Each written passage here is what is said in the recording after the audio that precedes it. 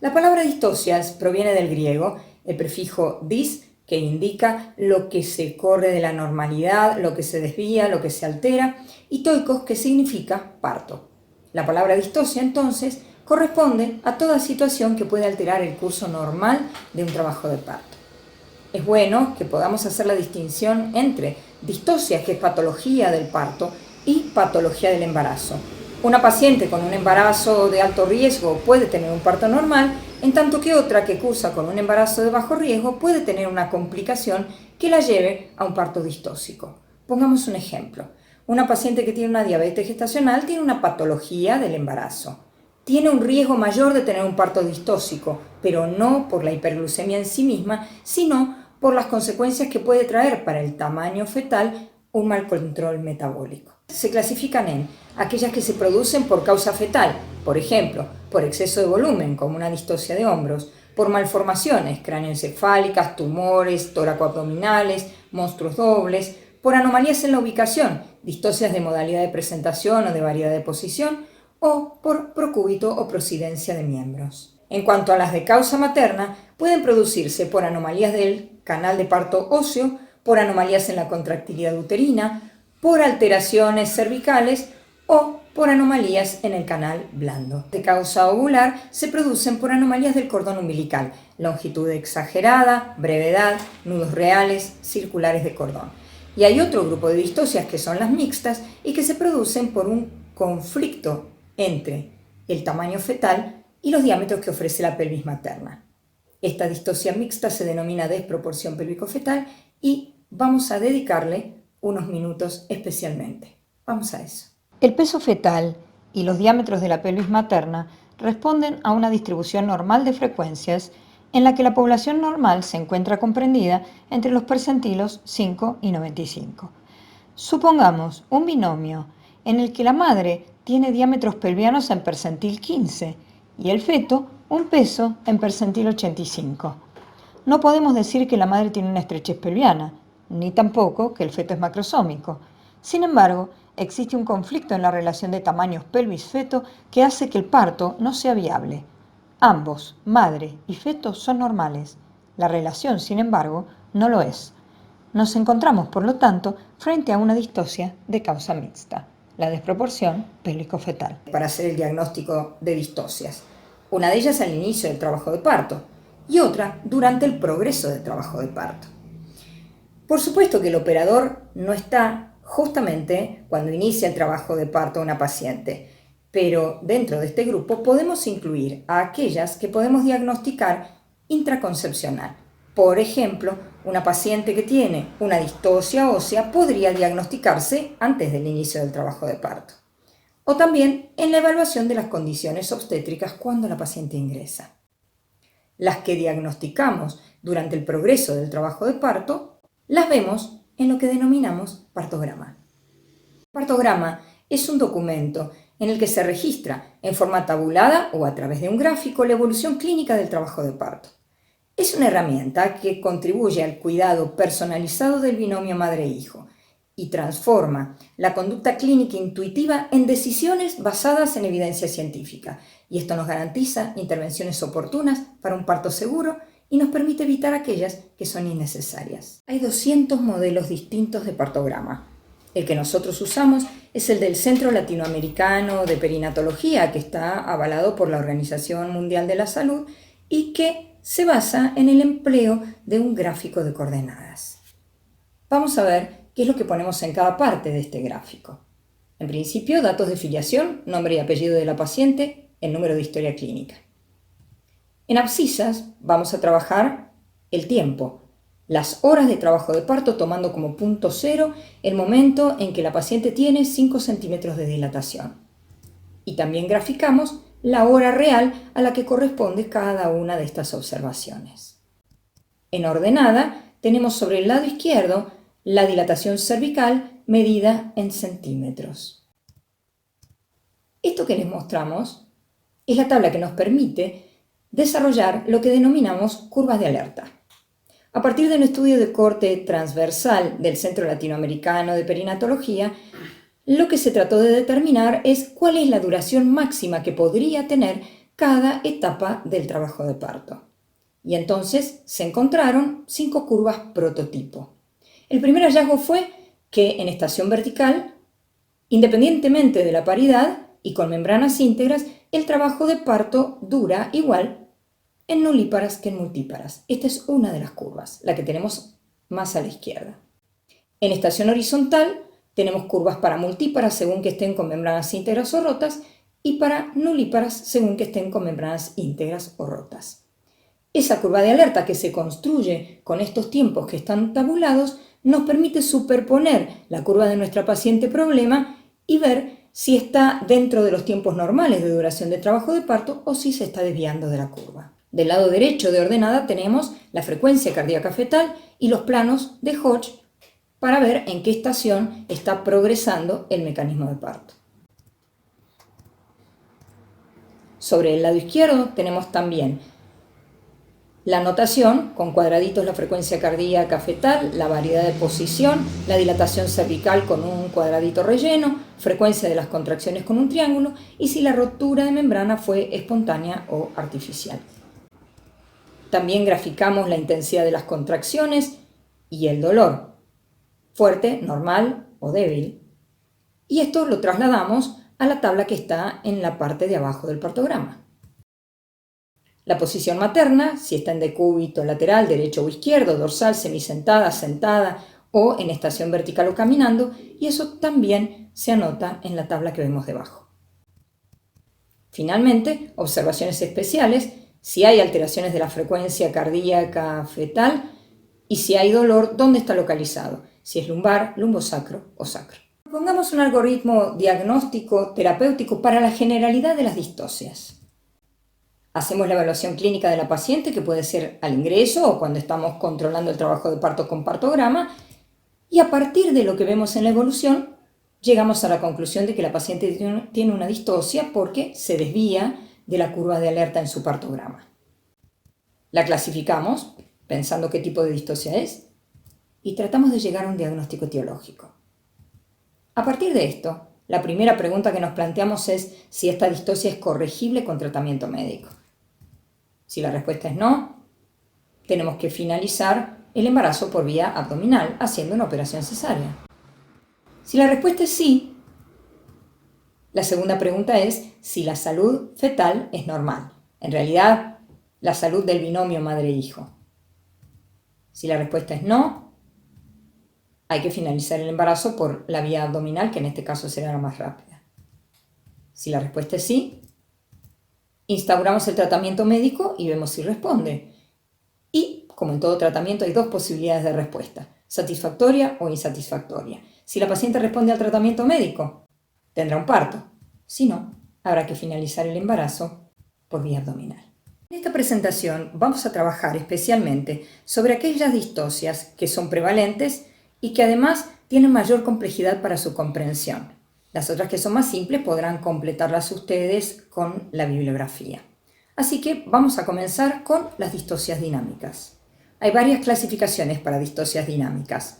La primera de ellas, según su oportunidad de aparición. De acuerdo con esto, se clasifican en primarias, que son las que se instalan desde el inicio mismo del trabajo de parto, y secundarias, aquellas que, en un trabajo de parto que inicialmente progresa bien, se ponen de manifiesto durante la evolución del mismo. El problema que tenemos con esta clasificación es, como decíamos hace un rato, que es muy difícil que un operador esté desde el inicio mismo del trabajo de parto con una paciente. Por lo tanto, en realidad, tenemos un sesgo diagnóstico, porque las distocias que se clasifican como primarias, el observador las ve en el momento que la paciente ingresa. No sabemos en realidad si fueron verdaderamente desde el inicio del trabajo de parto. Por eso no es una clasificación que resulte del todo práctica. Según su etiología, esenciales o de causa conocida, y según su manifestación clínica, alteraciones de la contractilidad uterina y del tono uterino. En la práctica médica, esta clasificación es la que más utilizamos, porque es la que se basa en los signos y síntomas que trae la paciente y que son los que podemos observar. Para hablar de alteraciones de la contractilidad uterina, vamos a empezar por recordar cómo funciona el músculo uterino. En principio podemos decir que el músculo uterino se parece mucho al cardíaco, aunque histológicamente son diferentes, funcionalmente se parecen bastante. Desde el punto de vista cuantitativo, la contractilidad uterina, igual que la contractilidad del músculo cardíaco, tiene frecuencia, tiene intensidad, tiene duración. Y desde el punto de vista cualitativo, tiene una onda contráctil que se inicia en un marcapaso. Este marcapaso está situado en uno de los cuernos uterinos, por lo general el izquierdo, y desde allí difunde en lo que denominamos triple gradiente descendente. Esto significa que la contractilidad uterina se inicia en el fondo uterino, se propaga desde el fondo uterino hacia el cuello y tiene mayor intensidad en el fondo que en el cuello. Esto logra que en un punto la contractilidad de todas las fibras uterinas tenga la misma intensidad y esto se denomina coordinación. La suma del triple gradiente descendente y la coordinación genera lo que se denomina sinergia funcional. De acuerdo con esto, entonces, las alteraciones de la contractilidad uterina se dividen en cuantitativas y cualitativas. Las cuantitativas no tienen alteración de la sinergia funcional. El triple gradiente descendente está conservado. En las cualitativas hay alteración de la sinergia funcional y lo cuantitativo puede mantenerse conservado o no. Como decíamos recién, el músculo cardíaco y el uterino se parecen. Por lo tanto, de la misma manera que cuando aumenta la frecuencia cardíaca hablamos de taquicardia, en el útero hablamos de taquisistolia. Cuando hay un exceso en la intensidad o duración de la contractilidad uterina, hablamos de hipo o hipersistolia. Y cuando los dos grupos de variables están alterados, hablamos de hipodinamia o hiperdinamia completa. Entonces, las alteraciones de la contractilidad uterina sin alteración de la sinergia funcional se dividen en hipodinamias e hiperdinamias. Las hipodinamias, a su vez, en hiposistolia, bradisistolia, hipodinamia completa, y las hiperdinamias en hipersistolia, taquisistolia e hiperdinamia completa. Las que tienen alteración de la sinergia funcional, que son las que tienen alteradas las variables cualitativas, se definen por su fisiopatología. Y entonces tenemos dos fisiopatologías posibles. La presencia de un marcapaso ectópico, que según su localización dará lugar a una denominación determinada, o por presencia de marcapasos múltiples. Estas que tienen presencia de marcapasos múltiples se denominan genéricamente incoordinaciones y de acuerdo con el número de marcapasos múltiples que tengamos, serán incoordinaciones de primer grado o de segundo grado. Vamos a las disdinamias que no tienen alteración de la sinergia funcional, que son las que tenían alteradas variables cuantitativas. ¿Por qué se puede producir una hipodinamia? Las primarias, por una anomalía uterina congénita, una hipoplasia uterina, por ejemplo, porque hay una disrupción de la dirección normal de las fibras, como en una miomatosis uterina, por ejemplo, porque la fibra está infiltrada por otro tejido, como en las pacientes obesas, porque hay una excesiva distensión de la fibra que impide el acople de los filamentos de actomiosina, como puede pasar en las grandes multíparas. No se denomina ley de Starling como en el corazón, pero en el útero pasa algo parecido. Cuando pasa muchas veces por alternativas de distensión y de vuelta al reposo, llega un punto en el que la recuperación no es igual. Entonces, en las grandes multíparas sucede algo parecido a lo que sucede en una miocardiopatía dilatada. Y en las pacientes multíparas o nulíparas tardías, no se olviden que después de los 40 años aumentan los procesos de miohiperplasia, entonces hay un engrosamiento de la pared que también puede alterar la contractilidad uterina normal. En cuanto a las secundarias, pueden ser por sobredistensión uterina, como en el caso de un polidramio o de un embarazo múltiple, o en lo que denominamos parto obstruido, porque hay un exceso de volumen fetal, porque hay una presentación fetal anómala o porque hay un conflicto en la relación de tamaños entre pelvis materna y móvil fetal. En cuanto a las hiperdinamias, también tenemos primarias y secundarias. Las primarias pueden ser esenciales, por desproporción pélvico-fetal, por estimulación farmacológica del útero, o secundarias por parto obstruido o por causa cervical. Habrán notado ustedes que una misma etiología podría causar tanto una hipodinamia como una hiperdinamia. ¿Cómo sería esto? Vamos a tratar de buscar una explicación sencilla. Supongamos que yo quiero mover esta mesa y por lo tanto aplico una fuerza. La mesa no se movió. La mano indicará a mi cerebro que tengo que hacer una fuerza mayor para poderla mover. Muy bien, imprimo una fuerza más intensa. Y tampoco se mueve. Imprimo otra fuerza más intensa. Y tampoco se mueve. Imprimo otra. Y no se mueve. Tengo varias posibilidades para esto. O dejo la mesa donde está y decido pasar por otro lado, o busco otra manera de encontrar algo que funcione como la mesa, o la mesa puede romperse, o puede fracturarse mi brazo. Muy bien, esto mismo es lo que sucede cuando yo tengo un parto obstruido. La contractilidad uterina está estimulada por la distensión cervical. Esto se denomina reflejo de Ferguson 1. El cuello se distiende, pero al haber una obstrucción no responde el progreso del trabajo de parto. Y entonces hay un estímulo para liberar más oxitocina y generar una mayor contractilidad. Al no progresar, este estímulo se mantiene. La retroalimentación siempre indica que tengo que seguir estimulando. Y a partir de esto, ¿qué puede pasar? El parto no va a producirse nunca. El útero puede romperse.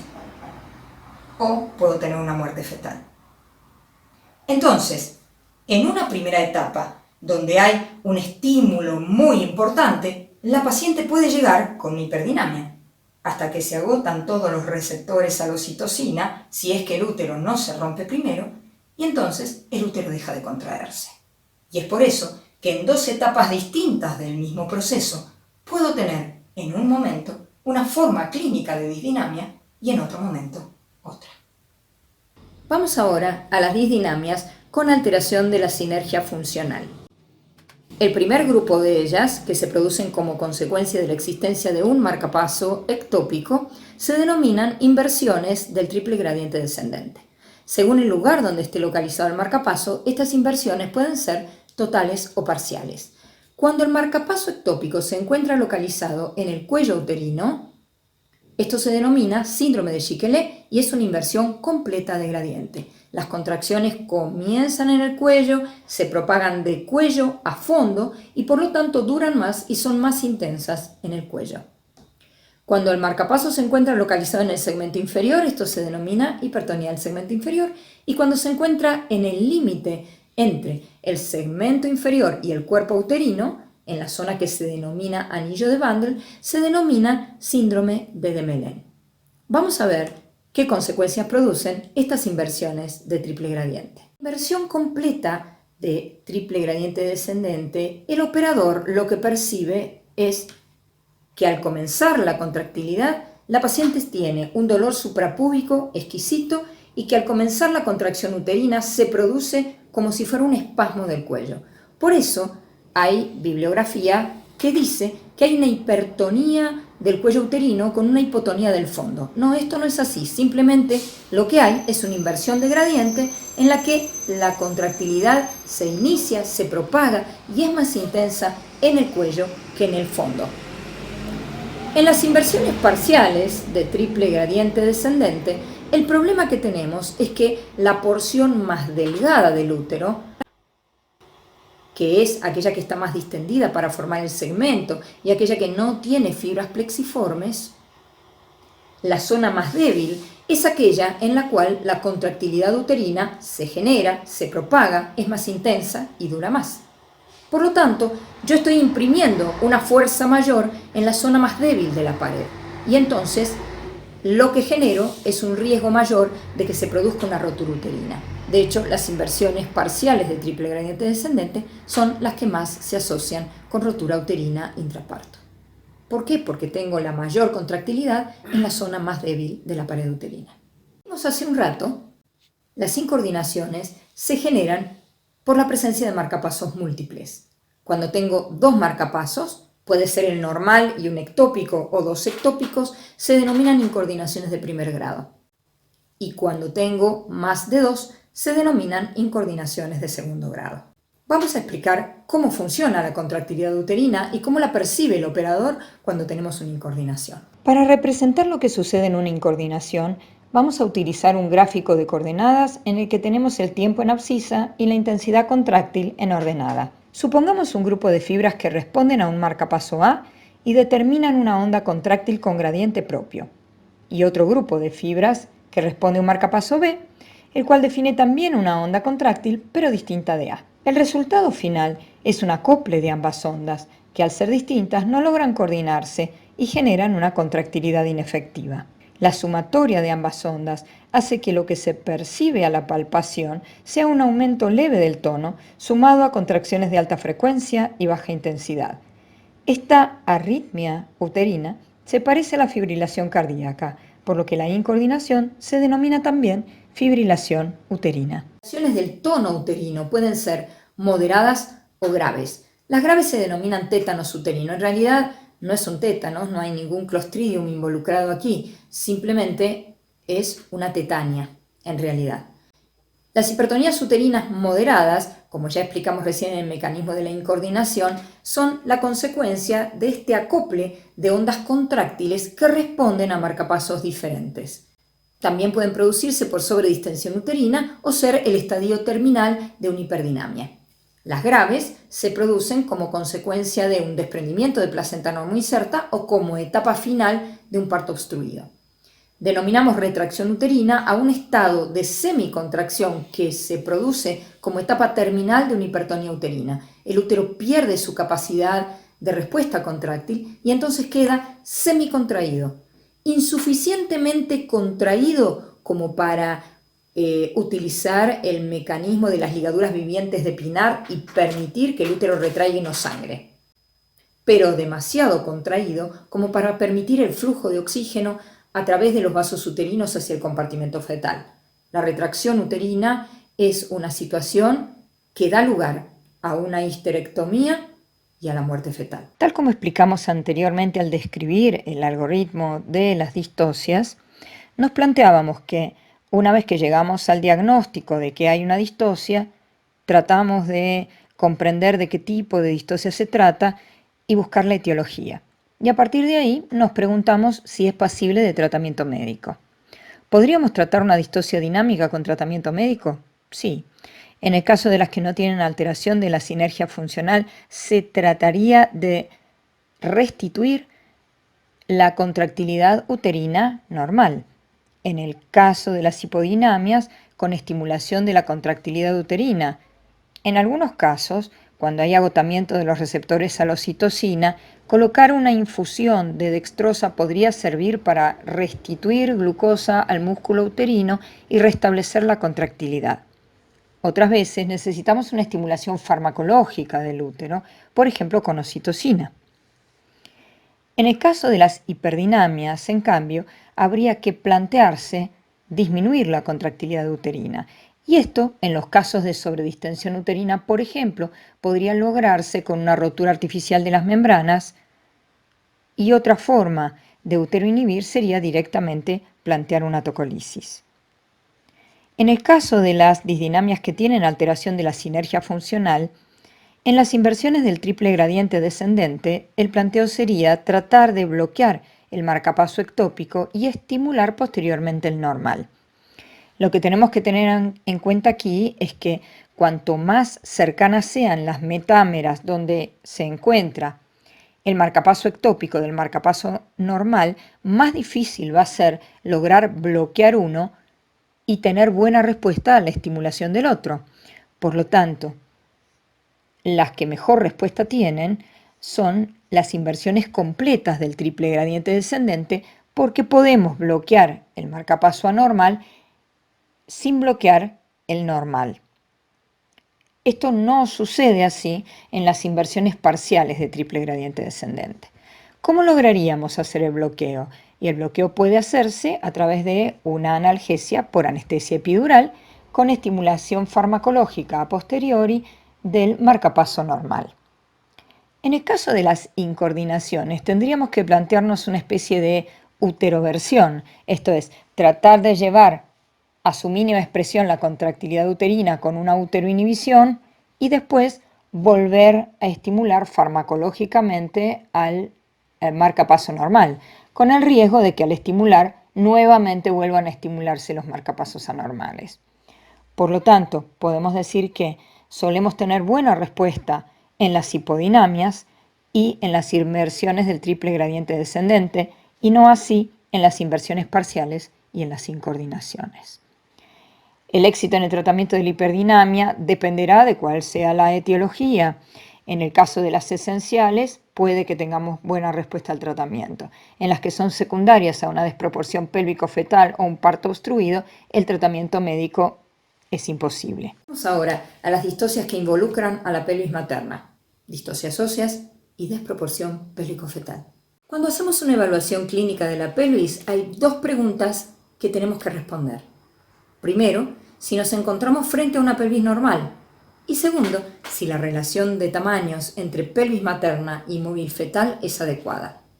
La primera pregunta nos permite hacer tamizaje de distocias óseas. Y la segunda pregunta de desproporción pélvico-fetal. Si la pelvis materna es normal, comenzamos siempre por la anamnesis, buscando antecedentes que pudieran orientarnos a una patología de la pelvis, por ejemplo, traumatismos vejiales, raquitismo, alteraciones diversas de la pelvis. Segundo, examen clínico adecuado, haciendo especial énfasis en el aparato locomotor. Después, un examen obstétrico adecuado para valorar las características de la pelvis materna y complementarla con una valoración clínica del tamaño fetal. Dentro de los métodos complementarios, el que puede ayudarnos es la valoración ecográfica del peso estimado fetal. Al estudiar pelvis ósea, ustedes seguramente han visto que para valorar los estrechos, tanto superior como inferior, podemos utilizar pelvimetría externa, pelvimetría interna y pelvigrafía.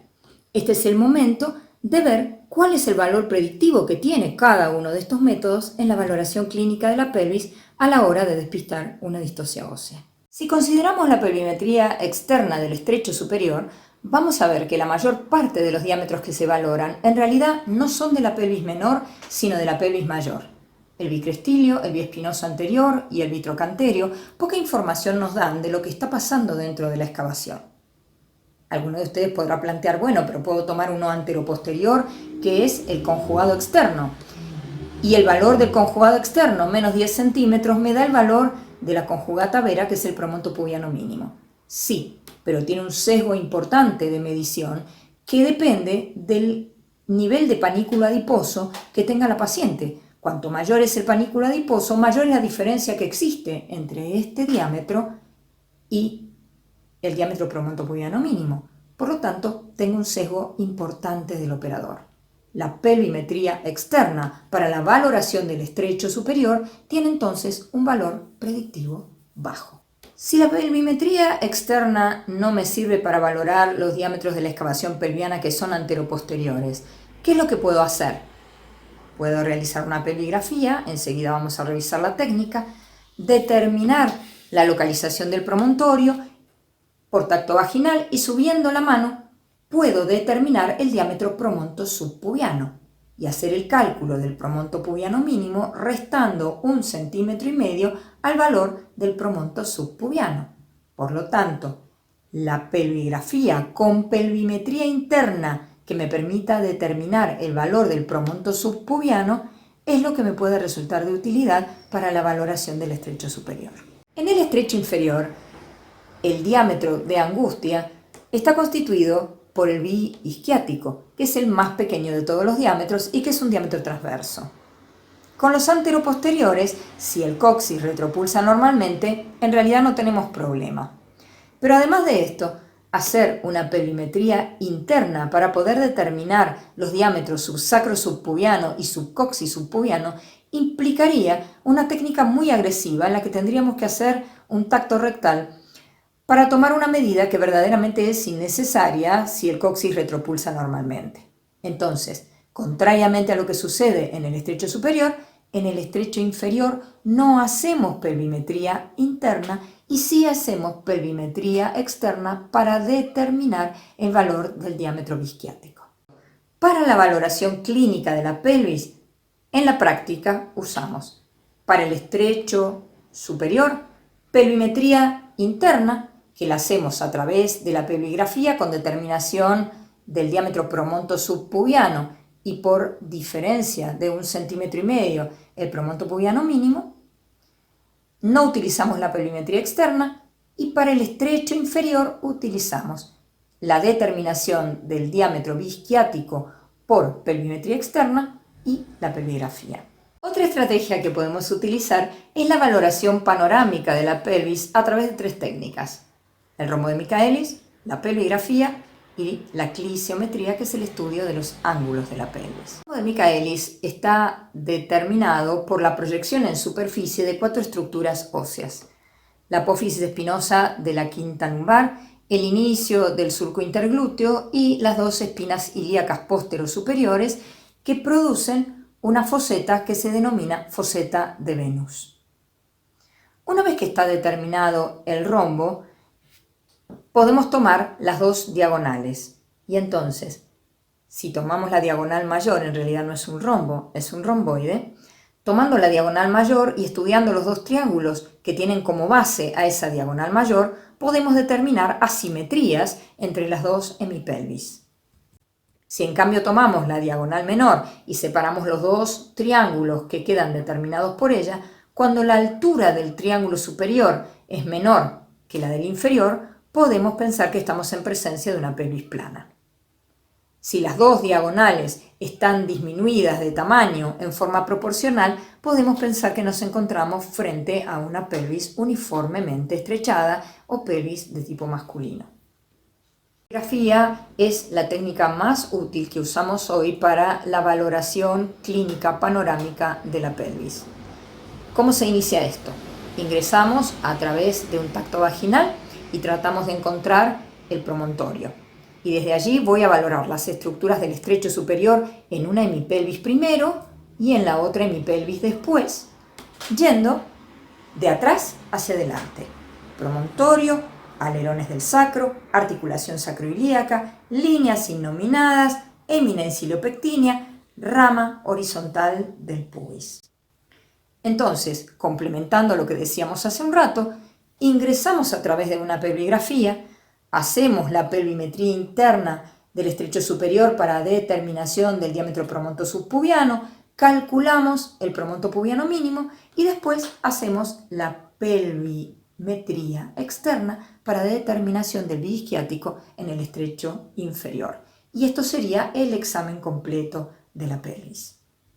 Para la valoración de la proporción pélvico-fetal es muy importante en la anamnesis considerar el parto de prueba, y esto es el antecedente de un parto espontáneo de término con un feto de peso adecuado para la edad gestacional. Este antecedente nos permite valorar para qué peso fetal es viable la pelvis de la madre que estamos considerando. Al examen obstétrico podemos tomar la medida de la altura uterina y percentilarla, y tenemos 3 signos: el signo del golpe de hacha de Tarnier, la palpación mensuradora de Pinard y el tacto impresor de Müller, sobre los cuales vamos a hablar un poquito más enseguida. Como métodos complementarios podemos utilizar nuevamente la valoración ecográfica del peso estimado fetal. El signo del golpe de hacha de Tarnier se pone de manifiesto cuando, al realizar la segunda maniobra de Leopold, se toca un resalto que corresponde a la deflexión de la cabeza fetal en lugar de la superficie regular que corresponde a la línea continua del dorso y la cabeza en la cefálica de vértice. La palpación mensuradora de Pinard se hace colocando la mano derecha de plano sobre la sínfisis púbica y la mano izquierda también de plano sobre la cabeza fetal situada por encima de la sínfisis. Se trata de descender con la mano la cabeza fetal buscando apoyarla por el estrecho superior, mientras que la mano derecha apoyada sobre el pubis trata de apreciar la cantidad de parietal que desborda por el borde superior del pubis. En los casos en los que el nivel de los dedos de ambas manos están situados a la misma altura, se dice que hay una desproporción pélvico-fetal. En cuanto al tacto impresor de Müller, el principio básico es el mismo, la única diferencia es que mientras una mano aborda la pelvis desde el abdomen, la otra lo hace tocando la cabeza fetal a través de un tacto vaginal. Para clasificar las anomalías de la pelvis vamos a usar nuevamente una clasificación anatomoclínica y las vamos a dividir en pelvis simétricas, asimétricas y obstruidas. Las pelvis simétricas tienen una alteración o bien en los diámetros anteroposteriores, o bien en los transversos, o bien una alteración universal de los diámetros, por lo que la relación entre las dos semipelvis se conserva. Cuando las pelvis simétricas tienen reducción de un diámetro y ese diámetro es anteroposterior, se llaman genéricamente pelvis planas. Cuando esto ocurre solamente en el estrecho superior, la pelvis se llama plana anillada, es la pelvis característica de los enanos acondroplásicos y se denomina pelvis plana anillada o platipeloide en la clasificación antropológica. Cuando la reducción del diámetro anteroposterior es universal en todos los estrechos, la pelvis se denomina plana canaliculada. Cuando la disminución de un diámetro es en el transverso, la pelvis se denomina transversalmente estrechada y es la pelvis que se denomina antropoide en la clasificación antropológica de las pelvis. Cuando hay una reducción de todos los diámetros, y esto ocurre solamente en el estrecho inferior, la pelvis se denomina infundibuliforme. Cuando ocurre en todos los estrechos, es la pelvis generalmente estrechada o pelvis androide o de tipo masculino. Cuando la reducción de todos los diámetros es a predominio del anteroposterior, se denomina pelvis generalmente estrechada y plana, y cuando es a predominio de los diámetros transversos, se denomina pelvis de Roberts, y esto reconoce una sola etiología y que es la agenesia bilateral de los alerones del sacro.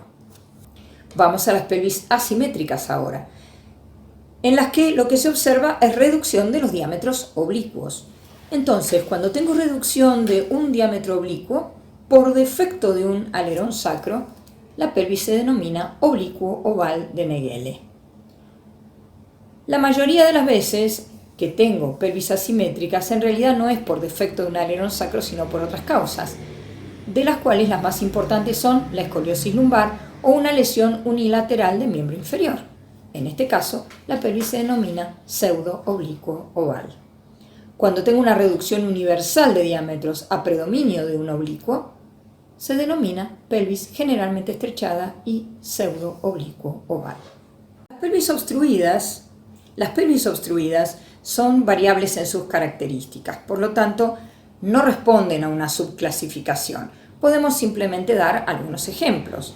La pelvis espondilolistésica cuando hay una cifosis de sacra 1-2, la espondilolisemática cuando hay un desplazamiento de la quinta lumbar sobre la primera sacra, y otras por tumores óseos, fracturas o enfermedades óseas, como el caso de la pelvis osteomalásica. Para evaluar clínicamente los grados de estrechez pelviana, en el caso de las simétricas, el diámetro que rige el diagnóstico es el promonto pubiano mínimo, y en las asimétricas la longitud de la escotadura sacrocotiloidea.